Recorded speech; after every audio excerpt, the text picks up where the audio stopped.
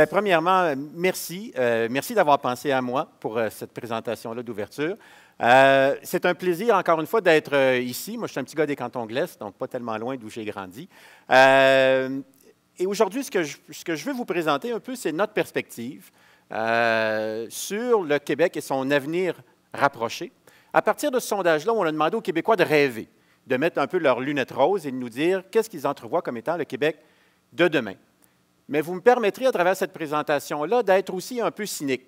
Peut-être parce que j'habite à Laval aujourd'hui, j'ai le droit de l'être, mais d'être un peu cynique parce que ce que les Québécois nous révèlent aussi dans ce sondage-là et dans les autres sondages que l'on fait aussi, c'est une très grande préoccupation justement envers l'avenir de ce Québec-là. Donc, je vais vous présenter un peu les deux côtés.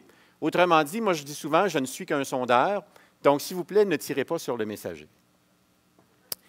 J'ai décidé de commencer un peu avec cette image idyllique, un peu de quand on se projette dans l'avenir, cette route toute droite vers un coucher de soleil où on a l'impression que demain sera nécessairement meilleur.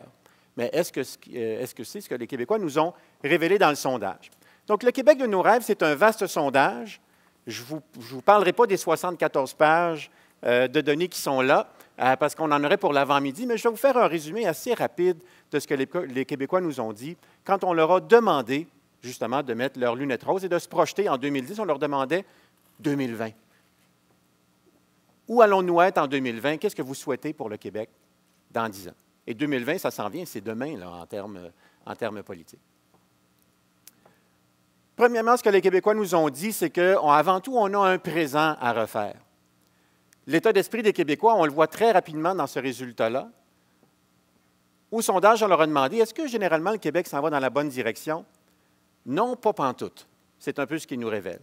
Si on additionne les 53 qui disent que le Québec s'en va dans la mauvaise direction et le 32 qui nous disent que le Québec s'en va totalement dans la mauvaise direction, mais malheureusement, ça nous donne un total de 85 % des Québécois qui, avant tout, répondent négativement à cette question-là. Les Québécois ont l'impression que ça va mal au Québec. Mais ça, c'est le présent. Donc, au moment où on réalise le sondage, on a l'impression qu'on s'en va dans le dallo, entre guillemets, si vous me permettez l'expression. Et là, pour une des rares fois, il y a une sorte de consensus au Québec sur cette nature-là. Peu importe d'où ils viennent au Québec, la perspective est relativement la même. Les Québécois ont l'impression qu'en ce moment, ça va mal au Québec. Mais encore une fois, vous me permettrez d'être un peu cynique avec tout ce qu'on entend autour de nous, toujours résident de Laval, on peut les comprendre un peu. En quelque part, c'est peut-être une forme de lucidité si les Québécois nous ont dit il faut faire le constat que ça ne va pas tellement bien chez nous. Par la suite, on leur demande bon, mais maintenant, rêvons. Qu'est-ce que vous souhaitez pour le Québec de demain? Généralement, les Québécois rêvent au centre-gauche. Sur l'ensemble des énoncés qu'on avait au sondage, qui portaient plutôt, on essayait d'aller déceler l'idéologie, je ne dirais pas dominante, parce qu'il n'y a pas une majorité de Québécois centrés autour d'un aspect du spectre idéologique précis, mais le Québec est à tendance social-démocrate. Social-démocrate, c'est-à-dire qu'à l'intérieur d'un cadre budgétaire assez bien déterminé, les Québécois souhaitent aussi qu'on apporte des compressions dans différents domaines de nos finances publiques. On souhaite quand même un Québec qui redistribue mieux la richesse dans un avenir rapproché. Derrière ça, il y a deux résultats. On va le voir et on va en reparler tantôt. On a le dépendant où vous vous placez sur le spectre idéologique. Certains vont dire qu'il y a une dérive à la gauche à Montréal et certains vont dire qu'il y a une dérive vers la droite dans les régions. Bien, les deux ont un peu raison. C'est-à-dire, derrière ce résultat-là, il y a une division grandissante entre Montréal et les régions au niveau de notre positionnement idéologique sur le spectre idéologique classique. Mais on souhaite avant tout un Québec qui redistribue mieux la richesse. En fait, quand on demande aux gens, si vous projetez dans l'avenir, qu'est-ce que vous souhaitez qu'il aille mieux au Québec? La santé, l'éducation et nos programmes sociaux. Avant tout le reste, on veut un peu, si on veut, préserver certains des acquis de la Révolution tranquille en disant qu'il faut avant tout s'assurer d'avoir des grands services publics de base où tout le monde peut y avoir accès de façon raisonnable. Donc, cette espèce de perspective un peu plus social-démocrate du Québec, on le voit par cette obsession de nos grands programmes sociaux. On veut avant tout donner un accès à tous à des services de base, espérons-le gratuit ou tout près de l'être, au Québec. En même temps, les Québécois disent on veut un Québec plus riche, plus prospère. C'est normal. On veut tous, j'imagine, un Québec plus prospère dans l'avenir. Mais sauf que quand on leur demande qui, selon vous, est le meilleur agent pour assurer la prospérité du Québec, la majorité des Québécois disent que ce n'est pas l'entreprise privée. Assez drôle. Habituellement, l'agent un peu de prospérité, c'est l'entreprise privée qui va mobiliser l'économie. Et non. Et même si on demande chez les jeunes, là, on va me dire probablement, et vous auriez raison, les jeunes sont habituellement toujours un peu plus à gauche, c'est vrai, mais les jeunes disent que c'est l'État qui va assurer la prospérité du Québec avant tout. Donc, on souhaite un Québec plus riche, mais on n'a pas nécessairement une très grande confiance envers l'entreprise privée, ou du moins peut-être une sorte d'entreprise privée. Et un des autres rêves des Québécois, résolument, c'est un Québec plus vert. On a posé plusieurs questions qui avaient trait à la question de l'environnement. Et une des questions où le consensus était le plus large au Québec, c'était autour du développement des énergies renouvelables.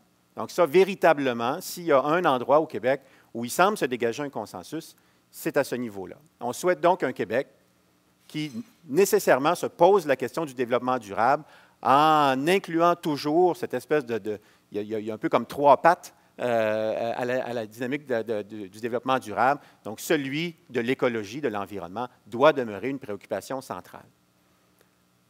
On ne peut pas être contre ces différents éléments-là, c'est-à-dire mieux distribuer une richesse plus abondante dans un Québec plus vert. Mais on leur demandait de rêver. Et ensuite, on leur a demandé aux Québécois, face à l'avenir, êtes-vous, vous, personnellement, plutôt optimiste ou plutôt pessimiste? Bien, les Québécois nous disent, en général, je suis optimiste, à 63 Pourtant, on a l'impression que tout le monde est optimiste dans la vie, mais quand même, 63 nous disent, je suis plutôt optimiste. Moi, personnellement, optimiste, 36 des Québécois sont plutôt pessimistes. Et sont où nos pessimistes? Bien, en fait, il y a une relation inverse avec la taille de la communauté dans laquelle ils vivent. Plus ils vivent dans une grande ville, plus ils sont pessimistes. Et la ville la plus pessimiste au Québec, c'est Montréal.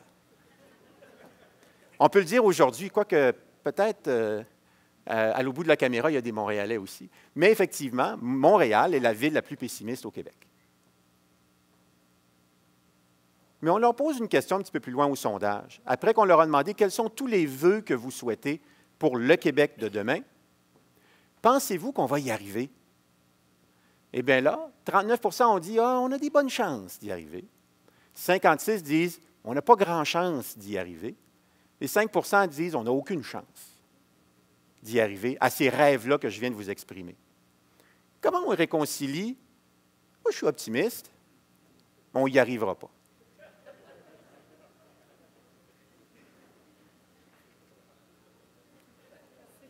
Hein? On s'est posé la question pas mal souvent. En fait, ce qu'on s'aperçoit, et des données, je vais vous parler des données de l'OCDE tout à l'heure,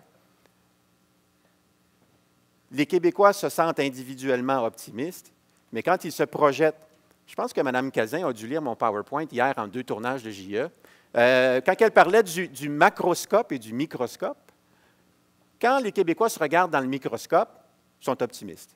Ils pensent que leur famille va bien aller, que l'endroit où ils vivent va bien aller, qu'eux-mêmes vont bien se porter, mais que collectivement, on va faire patate. C'est un peu ça l'état d'esprit des Québécois en ce moment. Même si on pousse plus loin, toujours dans le même sondage, la génération qui vous suit, est-ce qu'elle va mieux s'en tirer que vous? Non. Non. On retourne encore une fois. Hein? Je suis optimiste, on n'y arrivera pas, et la génération qui me suit est dans le trouble. On parle toujours des Québécois qui se regardent dans le macroscope, si on peut l'appeler comme ça. À la lumière de l'ensemble de ces résultats-là, on s'est posé la question, comment se fait-il qu'on en arrive à une contradiction apparente comme celle qu'on vient de voir? Et comment les Québécois vont réussir à concilier deux choses, c'est-à-dire leur souhait d'une meilleure redistribution de la richesse et le fait que cette richesse-là, elle doit être créée pour être redistribuée. Et là, il me semble qu'il y a comme deux paquebots, un peu, qui s'en vont vers un face-à-face, et peut-être qu'on peut l'expliquer, ce phénomène-là, et peut-être qu'on peut trouver des façons d'y remédier, de le contourner ou de faire différemment. Les Québécois veulent un Québec plus riche, les Québécois veulent un Québec plus vert, un Québec qui redistribue mieux la richesse. Alors pourquoi est-ce qu'on a tous l'impression que le Québec est un peu comme sur le parc en ce moment, si vous me permettez l'expression? Un peu comme s'il ne se passe rien. Vous allez tous me dire, oui, mais dans mon coin, il se passe plein de choses, mais qu'on a toujours l'impression que quand on parle du Québec, qu'il n'y a rien qui avance, qu'il n'y a rien qui bouge. Moi, on a tous une partie de la réponse un peu quand on regarde un peu l'histoire du Québec, mais moi, ça m'est venu de quelqu'un, en fait, qui n'est pas d'ici. Un bon ami à la CBC, je ne le nommerai pas, mais qui est journaliste à la CBC, il dit, Christian, je me demande, ça fait 15 ans que j'habite à Montréal, j'arrive toujours pas à comprendre pourquoi tout a l'air si compliqué, pourquoi tout est si... Puis ça ne marche jamais, puis il y a toujours du sable dans l'engrenage, puis c'est toujours compliqué, puis ça chiale tout le temps, puis je n'arrivais pas à comprendre. Et il dit, cet été, je suis retourné vivre dans ma famille, dans l'ouest de l'Ontario, pendant quelques mois, puis il dit, il m'est venu une réalisation. Il dit, contrairement à nous, les Canadiens anglais, contrairement aux Américains, au sud de la frontière, l'ensemble des grands moments de l'histoire des Québécois sont des défaites. Il dit, j'ai eu une illumination. Là, je dis, attends un peu, là, on va aller reprendre un autre café. Qu'est-ce que tu entends exactement? Bien, il dit, voici comment je l'interprète. Et je pense qu'il n'y a pas tort en quelque part. Ça ne fait pas des Québécois un peuple de perdants, loin de là, au contraire. Mais certainement que ça marque un peu notre imaginaire collectif, si on prend en considération que peut-être qu'il existe quelque chose comme un imaginaire collectif. Lui, il dit, la raison pour laquelle le grand projet de casino à Montréal, ça n'a pas marché. Pourquoi l'opposition au gaz de schiste a été si rapide, si, je ne dirais pas violente dans le terme de violence physique, mais si rapide et si efficace? Pourquoi à chaque fois qu'il y a un projet de développement minier, encore une fois, ça finit toujours par s'embourber dans quoi que ce soit? Pourquoi est-ce que certains projets de parcs éoliens qui n'arrivent pas à décoller? Pourquoi est-ce que sur la question de l'extraction du pétrole, aussi arrive la même chose? Pourquoi dans le cas du plan Nord, ça s'en va des petits pas de côté, à gauche, à droite, on n'arrive jamais à créer un consensus autour de ces grands projets-là? Bien, peut-être que ça vient du fait, justement, que nous sommes un peuple qui a souvent été défait dans son histoire, qui se sent entouré d'ennemis. On a un peu le syndrome, si on veut, de l'insulaire, à travers ça. Combiné à ce syndrome de l'insulaire, on devient donc méfiant. Si on est entouré d'ennemis, quelqu'un avait dit il y a longtemps, seuls les paranoïaques survivront. Mais on est un peu un peuple de méfiants. A priori, on est méfiant. On est méfiant parce que c'est inscrit dans notre inconscient collectif. Qu'est-ce que ça fait des gens méfiants? Quand on se méfie de quelque chose, quand on doute de quelque chose, il est beaucoup plus facile de le rejeter que de l'accepter. Ce qui fait qu'à différents moments de notre histoire, on a toujours eu la même réponse. À la prohibition, on a répondu non. Tant mieux pour ceux qui opèrent des vignobles qu'on parlait tout à l'heure. Non. Pourtant, dans la grande majorité des États américains, ils ont tous dit oui à la prohibition. Vient ensuite le référendum suivant. Non à la conscription. 1980? Non. 1992, Charlottetown, c'est celui qu'on oublie, ça, dans la liste des référendums de notre histoire. On l'a comme un peu effacé, celui-là. Mais on a encore dit non. Et en 1995, on a encore dit non.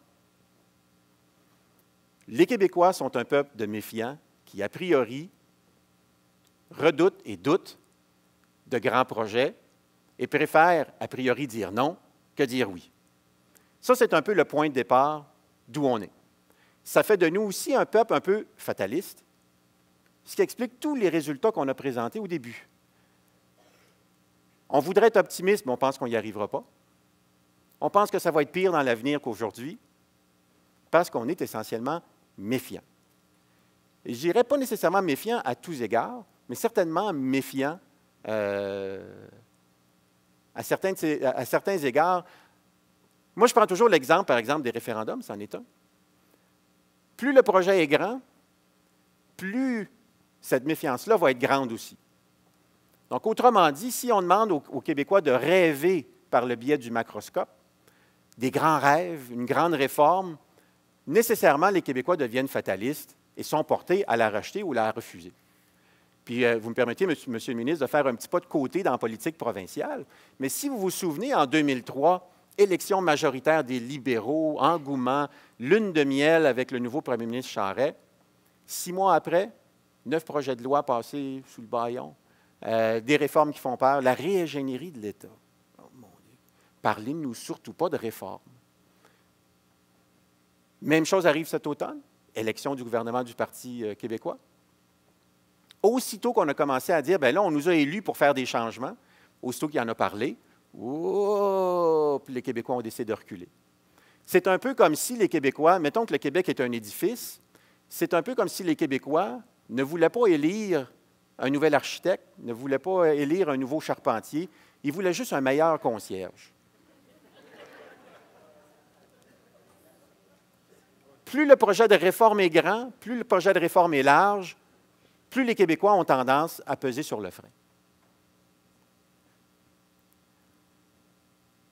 Ce que je dis là, ce n'est pas juste une fabulation que j'ai, mais il y a un impact direct. On parle, les Québécois sont un peuple méfiant, peut-être un petit peu fataliste, mais il y a un lien entre la confiance et la croissance. Beaucoup d'études ont démontré que plus une communauté a confiance aux autres, plus nécessairement ces indicateurs de croissance économique vont être positifs. À ce niveau-là, toutes les analyses de régression le démontrent à travers le temps. On va parler d'analyses plus complexes qui ont été faites par la suite, mais ce lien-là est statistiquement démontré. Mais là, si on est un peuple de méfiants, Caroline, où on s'en va? Le Québec, dans les données de l'OCDE, est un peu l'exception à la règle. C'est-à-dire que si on regarde nos indices de confiance envers les autres, on est un des pays, ou un territoire, qui a l'indice de confiance envers les autres parmi les plus bas dans le monde développé. Les Québécois n'ont pas confiance aux autres. Pourtant, nos indices de développement économique sont quand même pas si mal. On va voir un peu, peut-être, pourquoi dans 2 secondes.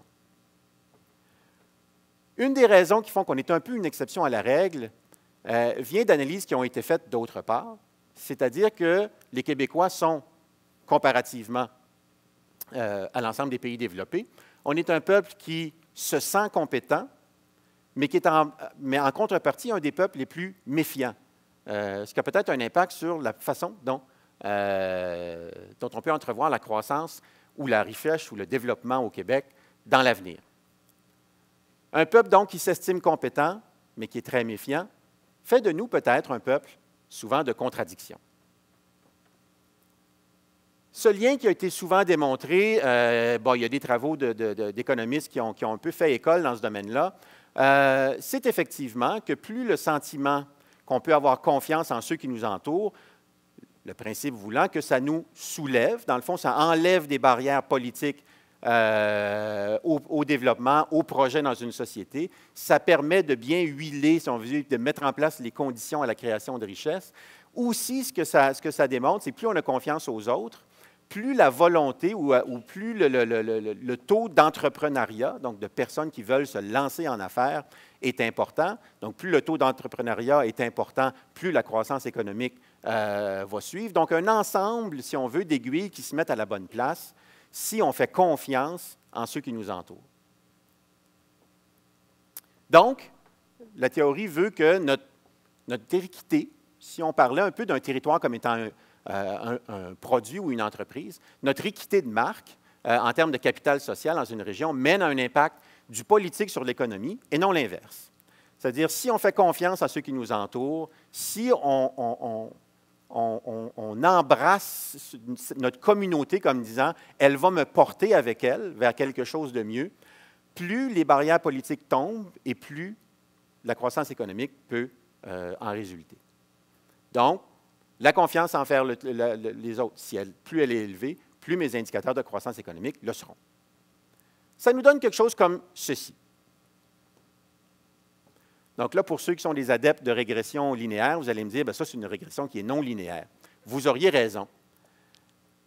Mais voici un ensemble, c'est très petit parce que le but, ce n'est pas nécessairement de s'attarder à l'ensemble des pays qui sont là, mais vous avez le Mexique, le MX, qui tend à être bas sur l'indice de la confiance, qui est l'axe qui est en bas, et avoir des indicateurs de croissance qui sont relativement faibles aussi sur le spectre. Et vous avez à l'autre bout complètement la Suède et le Danemark qui se retrouvent là. Là, si vous cherchez le Canada, le Canada, en fait, il s'est déplacé. Ça, ce n'est pas le Canada. Il est en fait juste à côté, le Canada, mais en tout cas dans ce spectre-là. Mais si on regarde les mêmes chiffres pour le Québec, on serait ici, avec le Mexique.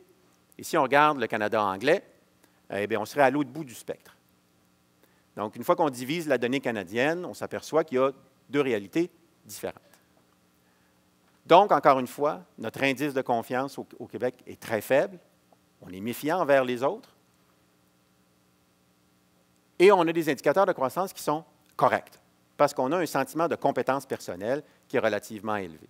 Mais ce que ça représente aussi, c'est que comparativement à il y a à peine 20 ans, on travaille beaucoup avec la Fondation pour l'entrepreneurship.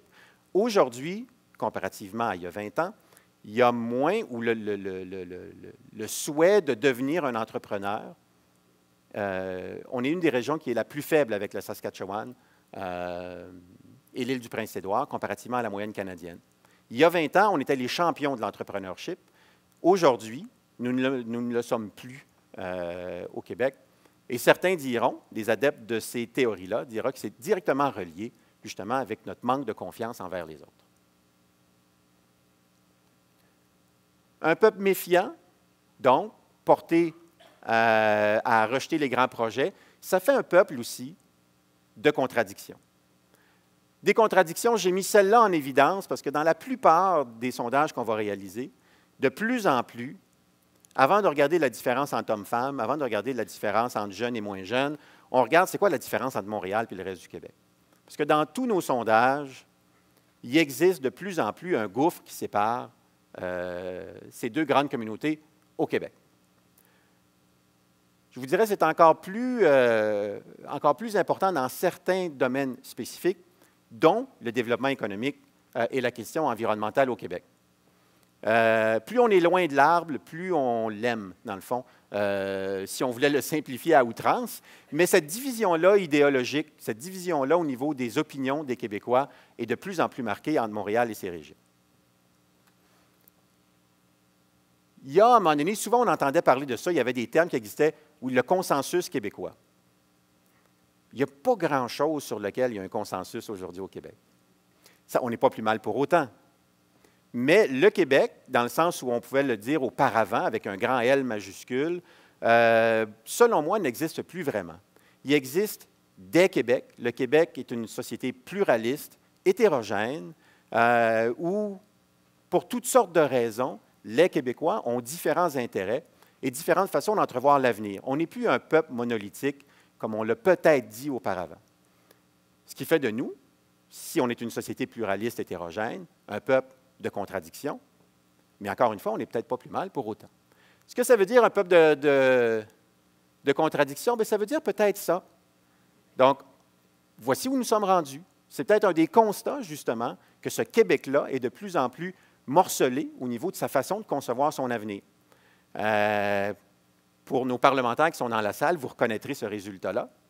Un Québec en 3/3, si on veut, essentiellement, qui démontre une certaine division à l'intérieur de la société. Et si on regarde le sondage qu'on a réalisé la semaine dernière, on aurait, à toute chose près, encore une fois, le même résultat. Donc, c'en est une réalisation de ce Québec de contradiction ou d'opposition qui se développe de plus en plus. Je vous donne un autre exemple.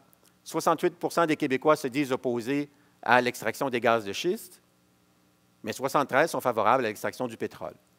Donc, encore une fois, ça ne veut pas dire que tout le Québec, sur un enjeu donné, à un moment donné, va toujours penser de la même façon, peu importe où il se trouve dans la province. Toujours dans cette perspective où on tente de regarder le Québec par le biais de ce macroscope-là, où le Québec serait qu'une seule famille et où les intérêts seraient les mêmes.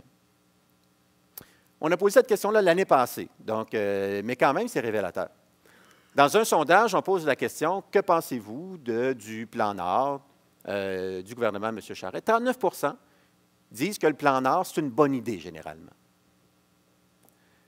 Quand on pose la question avec le même libellé, mais qu'on enlève le branding libéral, si on veut, et l'auteur, si on veut, du plan Nord à son origine, bien là, 63 des gens sont favorables au développement du Grand Nord. C'est quoi la différence entre les deux? C'est-à-dire que l'idée n'est pas bête, mais on ne fait pas confiance aux messagers. Toujours, en fait, cette méfiance qu'on a envers différents agents dans notre société. Phénomène intéressant, lors du dernier budget, on va le voir avec le budget de cet après-midi, 15 seulement des Québécois ont voté pour les conservateurs, mais plus de 70 à notre sondage post-budgétaire de l'année passée, plus de 70 des Québécois étaient favorables aux coupures annoncées dans le budget conservateur. Si on leur avait dit « Qu'est-ce que vous pensez du budget des conservateurs? » Ils nous auraient dit « Ben non, on n'aime pas ça. » Mais sur les éléments qui en faisaient partie, «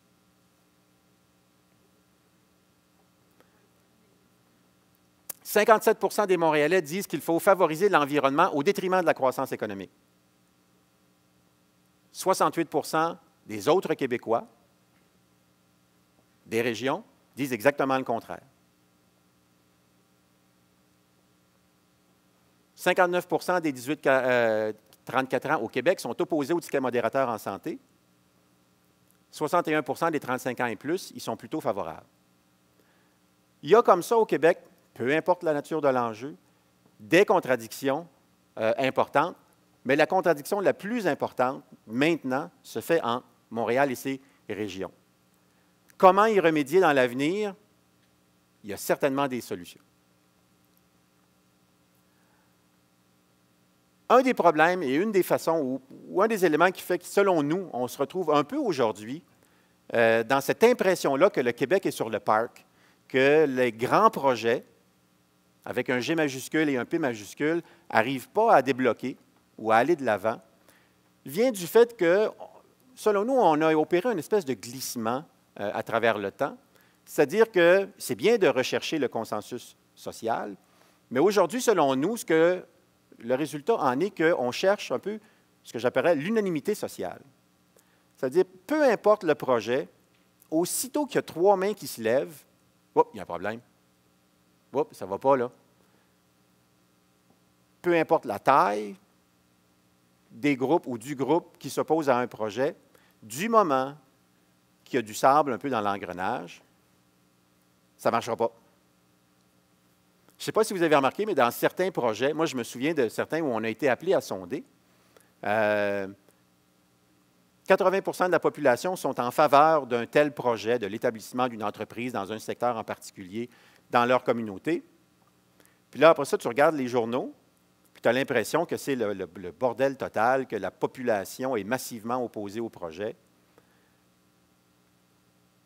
Parce que, aussitôt qu'il y a des oppositions à un projet, peu importe la nature des oppositions, peu importe qui les porte, aussitôt qu'il y a des oppositions, on dirait que les Québécois décident, de base, ça veut dire que le projet n'est pas bon, que le projet ne fonctionnera pas.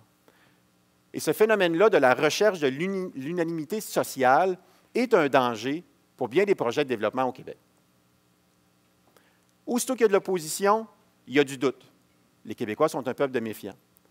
Aussitôt qu'il y a des questions qui sont sans réponse, bien là, tout d'un coup, on lève des barricades. Quand un projet arrive dans une communauté, souvent les gens vont dire « Comment ça se fait? J'en ai pas entendu parler de ça. » Aussitôt qu'on se pose des questions, on lève une barricade. Ça, c'est notre façon un peu d'entrevoir les grands projets. L'autre élément aussi, où c'est plus difficile de développer un consensus social, c'est que si votre projet est basé sur le simple fait de dire « ça va créer de la croissance économique », ce n'est pas suffisant. Ce n'est pas suffisant pour mobiliser une communauté, c'est plus suffisant pour que tout le monde applaudisse, et ce n'est pas le seul levier à partir duquel vous allez être capable de développer, si on veut, un esprit de collaboration autour du développement de votre projet. Si on fait un seul ou la seule raison qu'on publicise de favoriser le projet et que ça va amener de la croissance, c'est plus suffisant au Québec pour que ça fonctionne. On fait quoi avec ça? On est un peuple de méfiants qui n'aime pas les grosses patentes qu'on contrôle mal, qu'on a tendance à être plutôt méfiant des grands projets. On a tendance à être méfiant envers nos différentes élites, qu'elles soient économiques, qu'elles soient politiques, en tant que telles. Bien, on fait quoi? Selon moi, au Québec, toujours dans cette fameuse triade du développement durable, on glisse tranquillement vers ce que j'aurais appelé, moi, l'époque plutôt écologique, à partir de la fin des années 90, mais surtout dans les années 2000, vers le pôle de l'acceptabilité sociale, où de plus en plus, la dimension sociale de l'équation du développement durable devient centrale. Si tel est le cas, si effectivement il s'opère un déplacement, ça ne veut pas dire qu'on oublie l'aspect environnemental de tous les projets, c'est toujours important, mais de plus en plus, le discours nous porte vers la dimension de l'acceptabilité sociale des projets. Bien, il y a des choses qu'on peut faire. Selon moi, la recette du succès, c'est que les projets plus petits vont très bien fonctionner, eux, par ailleurs. C'est-à-dire, autrement dit, si on développe des projets à taille humaine, le fameux « small is beautiful » dans un peuple de méfiants, si on se compare toujours à l'ensemble des autres pays occidentaux, le « small is beautiful » va être très payant au Québec. Il est encore possible, il est toujours possible, et vous l'avez vécu dans vos communautés, si le projet est à nature et à taille humaine, les Québécois vont être capables de l'intégrer, de l'accepter d'emblée. Donc, visons, ça a l'air plate à dire, mais rêvons plus petit. Ce qui est intéressant de rêver plus petit, c'est qu'on peut y mettre un S à plus petit et on peut développer des milliers de projets. Il y en a des centaines de projets qui voient le jour au Québec. On parlait tantôt des parcs éoliens. Il y en a plusieurs où l'intégration avec les communautés locales s'est très bien faite. Tout s'est bien passé et tout le monde se réjouit un peu du succès de ce projet-là. Il est possible en rêvant plus petit.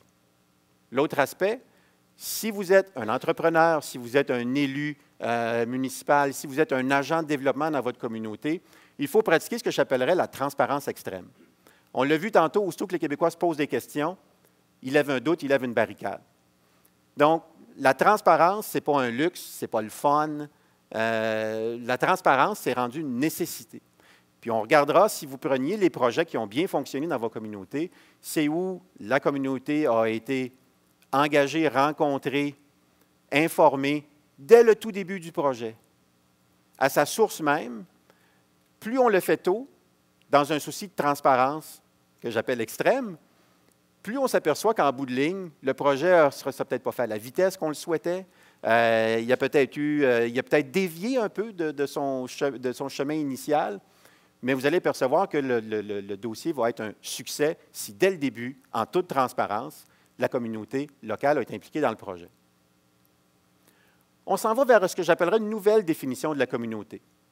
C'est-à-dire, le Québec avec un grand L et un grand Q, c'est peut-être pas celui qui a une aussi bonne chance de succès que tous les petits Québec, faits de sa richesse locale, faits de ses particularités locales, lui peut émerger, puis on peut développer dans des communautés que je dirais plus petites, au sens où la solidarité va exister dans des communautés plus petites, où là, on peut développer des synergies et développer une dynamique qui, elle, va être gagnante. Enfin, Ça va prendre aussi une communication adaptée. Ça, c'est le communicateur marketing qui se retrouve là. En fait, toujours dans le même souci, si votre projet, si vous faites seulement un appel à la croissance, ça va créer quelques jobs, ça va créer de la nouvelle argent, ce n'est pas suffisant. Il faut que la communauté soit partie prenante à l'ensemble de vos décisions dès le début du projet. Et sont là les conditions du succès. Souvent, ce que j'aime dire, puis je reviens à ma petite image idyllique du Québec de demain, où tous ensemble, main dans la main, on se dirigerait vers un avenir meilleur. Je pense qu'aujourd'hui, le Québec ressemble un peu plus à ça.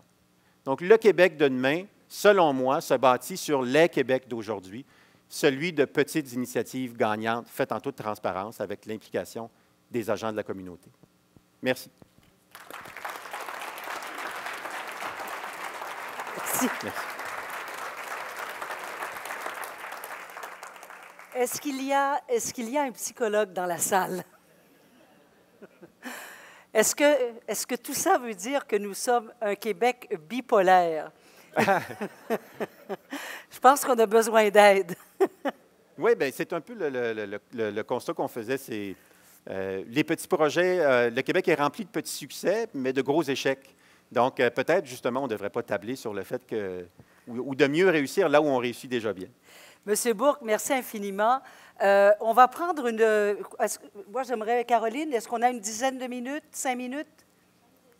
Entre 5 et 10 minutes, parce que je suis convaincue, je vous ai vu comme moi, vous avez pris des notes. Il y a 2 personnes dans la salle, madame ici, et où est l'autre personne? Alors, Caroline, donc 2 personnes qui ont des micros. S'il vous plaît, si vous voulez que cette conférence soit un succès, profitez-en, la parole est à vous. Vous avez certainement des commentaires ou des questions à M. Bourque. Vous avez le droit de ne pas être d'accord et il n'y a pas de questions niaiseuses. Comme on dit, il n'y a que des réponses embarrassantes. Alors, ce sera votre problème. Donc, et s'il vous plaît, vous vous identifiez. Mon nom est Gaston Plante. Je suis retraité. Ce que vous avez présenté a soulevé en moi beaucoup de questions et j'aurais aimé pouvoir intervenir souvent et ça s'est atténué un peu avec vos conclusions. On a parlé de grands projets et moi, je me demande sérieusement depuis longtemps si on bâtit un pays avec juste des grands projets. Vous avez atténué ça en parlant des plus petits. Pour moi, les communautés se construisent souvent par la racine, par la base. Et il y a un angle que vous avez abordé, puis moi j'irai plus loin, c'est celui de la transparence. Si on parle de grands projets, là, celui qui mène le projet nous présente juste les avantages. Moi, j'aimerais ça qu'un jour, on se donne au Québec une approche de coût-bénéfice. Le pétrole, là, le plan Nord, combien ça nous coûte et qu'est-ce que ça nous rapporte? Et tant et aussi longtemps qu'on n'a pas ça, on est sur des illusions, puis on est sur des positions dogmatiques. Et pour moi, c'est important de savoir ça. Moi qui ai travaillé plusieurs années dans le Nord, j'étais tout à fait heureux de voir le plan Nord. Je disais, enfin, un gouvernement s'intéresse à ce territoire-là. Je vais dire, j'ai déchanté quand j'ai vu le contenu des choses. Et parce que j'avais l'impression que le Québec, les 8 millions de Québécois se payaient un projet par l'intermédiaire d'entreprises. Ce n'est pas parce qu'un projet est grand que c'est nécessairement un bon projet. Il y a des projets qui ne sont pas bons là-dedans. Et ils méritent d'être questionnés et même d'être rejetés. Puis il y a des projets qui sont bons et qui méritent d'être bonifiés pour le plus grand bien de notre société. Souvent, quand le projet est chez soi et qu'on n'y a pas été associé, on va douter. Et le doute devrait toujours être là. En philosophie, on dit la première chose, c'est de douter des choses, c'est de questionner les choses. Et tant que les États et les entreprises qui mènent des projets ne mettront pas clairement sur la table c'est quoi les tenants et aboutissants des projets, moi, j'espère qu'on va douter. Merci, M. Plante. De ce côté-là, monsieur? Oui. Bonjour. Alors, mon nom, c'est Martin Tivierge de Saint-Aimé-des-Lacs. Et puis, dernièrement, j'étais justement avec mon maire favori qui me disait vous posez toujours les mêmes questions. Bien, je dis parce que vous me donnez toujours les mêmes réponses. Donc, au Québec, j'en ai 2 pages, je vais essayer d'aller rapidement. On souffre d'une paranoïa collective, en fait, et puis quand on parle de réformes, les réformes, ça rend les Québécois confortables durant les élections. Quand on parle de réformes durant les élections, tout le monde se sent confortable. Mais après l'élection, on n'en veut pas de réforme. On prend l'exemple de Mme Marois. Lorsqu'elle a été élue, on souhaitait quasiment qu'elle se plante. Donc, c'était trop bon. On dit, ça n'a pas d'allure. 4 mois, elle fait toutes ses promesses électorales. On attendait les premiers faux pas. Lorsqu'ils sont arrivés, ah ben, tu vois, je te l'avais dit. Elle s'est plantée. Alors, c'est à peu près ça qu'on souffre d'une... Et puis, aussi, j'ai beaucoup d'idées, là. Alors, pour obtenir des résultats qu'on n'a jamais obtenus, ben moi, ma devise, c'est qu'il faudra faire des choses qu'on n'a jamais faites. En fait, ça ne vient pas de moi, là, mais il faut prendre la photo complète aussi au Québec. Au Québec, ce qu'on aime, les Québécois, on aime mieux être souvent capitaine d'une chaloupe à rame plutôt que d'être un matelot associé sur un gros navire. On veut toujours garder une petite juridiction ou quelque chose qui nous rend important. Alors, on a mis des petites victoires. Alors, c'est ça. Moi, c'est de voir la photo complète du Québec qu'il faut. Il ne faut vraiment pas regarder à courte vue ou encore juste regarder son petit coin. Et puis, ben, c'est ça. Là. Oui, mais je pense que M. Bien, Bourque souvent, on a tendance à être pessimiste. Bon, les Québécois le disent qu'ils sont pessimistes, puis ça me rappelle toujours le vieux proverbe. Là. On entend l'arbre qui tombe, mais personne n'entend la forêt qui pousse. Là. J'ai l'impression que souvent, on focalise sur les quelques grands projets qui vont très mal, puis on oublie tout le reste. Oui, de ce côté-là? Oui, Benjamin Groux de Dynamo, Ressources en mobilisation des collectivités. Votre présentation m'a interpellé à plusieurs reprises, mais je me concentrerai sur 2 points en particulier pour faire du pouce ce que disait le premier intervenant ici. Moi aussi, j'avais de la difficulté avec cette idée-là de méfiance. Je me disais peut-être que plutôt que d'être méfiant, on est un peu plus critique peut-être. Et ce sens critique-là, à mes yeux, peut être une force, peut être très positif aussi. L'autre élément que je voulais apporter, c'était une critique, justement, par rapport à cette opposition-là qu'on entend souvent et que vous avez réitéré à l'effet que la croissance économique s'oppose à la redistribution de la richesse. Alors que, dans les faits, plusieurs éléments nous montrent que d'investir davantage en santé, d'investir davantage en environnement, d'investir davantage en éducation, d'investir davantage en services de garde pour nos jeunes générations, ça peut être des facteurs de croissance économique importants. Alors, et notamment aussi des efforts de lutte à la pauvreté peuvent aussi emmener de la même façon une plus grande prospérité économique. Donc, peut-être garder ça en tête. Merci. Merci. Madame Varidel? Oui, bonjour, Laure Verdel de Fredericksburg. Merci beaucoup pour votre présentation. Je partage particulièrement votre vision quant aux conclusions pour les facteurs de succès. Je voulais juste vous dire que la perspective de dire qu'on est peut-être sur le parc au Québec, je ne la partage pas du tout, et d'autant plus depuis que je viens de passer les 2 dernières années à l'extérieur du Québec. Voir le Québec de l'extérieur permet de réaliser que la résistance au changement n'est pas propre à notre territoire. Et c'est souvent avec raison qu'on est résistant aux grands projets. On a une population qui est de mieux en mieux informée, qui est de plus en plus scolarisée, qui est de plus en plus apte à voir autre chose que la croissance économique, justement. Donc, c'est conscient des impacts de certains grands projets, de certaines décisions qu'on a prises, qui fait en sorte qu'on a ce réflexe de résistance qui, quant à moi, est sain si on est bien informé de tous les aspects. Et aussi, l'autre point sur lequel je ne partage pas la vision de votre ami de CBC, je pense qu'au contraire, le Québec peut être fier de très grands succès qu'on a menés et qui sont cités à l'extérieur du Québec comme des grands succès. Qu'on pense à la Révolution tranquille, par exemple. C'est quelque chose qu'on a fait avec énormément de tact et qui nous a menés beaucoup plus loin. Qu'on pense au secteur de l'économie sociale et solidaire, qui est cité en exemple en France, en Belgique, en Suisse, en Allemagne, qu'on pense au CPE, qu'on pense au rayonnement de notre culture et de nos arts. Tout ça, c'est des forces qu'on a qui sont extrêmement puissantes et qui, selon moi, sont vraiment des facteurs de développement des régions comme des grandes villes. Je pense qu'il faut aussi qu'on reconnaisse nos forces, et on en a énormément. Et des fois, ça prend un petit peu de recul pour voir à quel point, dans le fond, on est peut-être mieux outillé qu'on ne le croirait. Merci. Oui, bien, moi, je suis tout à fait d'accord. J'ai dit qu'on est un peuple qui avait subi des défaites. Ça ne fait pas de nous un peuple de perdants. Ça, c'est là la grande différence, tout à fait. Merci, M. Bourque. Oui, monsieur. Oui, Guy Charbonneau, maire de Sainte-Anne-des-Plaines. M. Bourque, on a utilisé vos services récemment pour une certaine autoroute 19. Je trouve qu'il y a une dimension dans votre présentation que vous n'avez pas fait. C'est les faiseurs d'opinion, et vous en êtes un aussi à certains égards. Les JE, les enquêtes en sont. Je pense que les médias sont des faiseurs d'opinion, et on parle beaucoup plus facilement de ce qui va mal que de ce qui va bien. Il n'y a jamais personne ici, je ne sais pas qui dans la salle. Juste rapidement, la vente de génétique avec l'expertise québécoise à l'étranger a une balance commerciale positive d'au moins 30 millions, des fois soit 50 millions par année, mais personne n'en parle de ça. Ça va bien, on s'enrichit, mais personne n'en parle. Ça a de l'influence sur le prix de votre pain de lait. Tu es d'accord, Richard? Oui.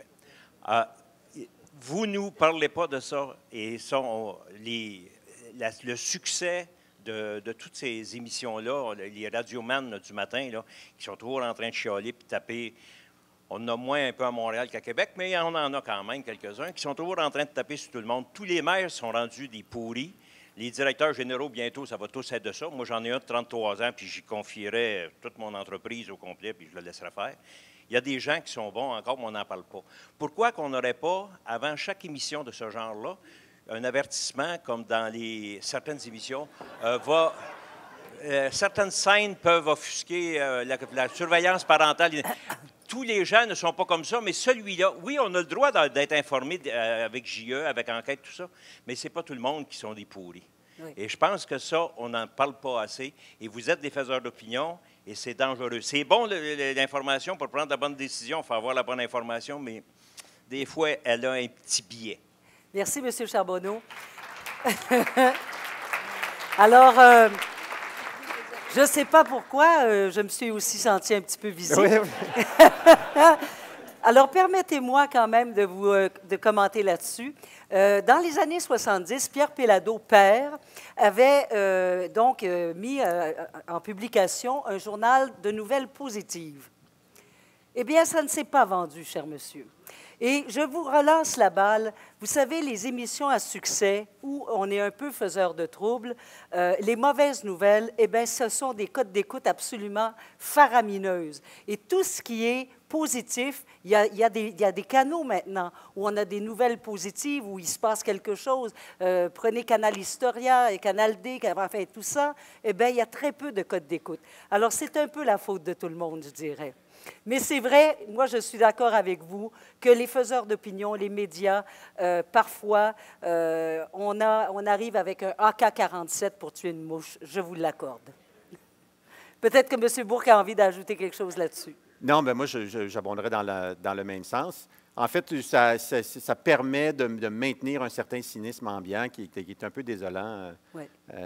Qui se vit ailleurs aussi, mais qu'on le vit particulièrement mal en ce moment au Québec. Oui. Alors, M. Bourque, merci infiniment de nous avoir procuré quelques cauchemars tout de même. et ce n'est pas qu'un Québec de rêve, mais merci infiniment Il est possible de rêver mieux. de nous donner votre point de vue.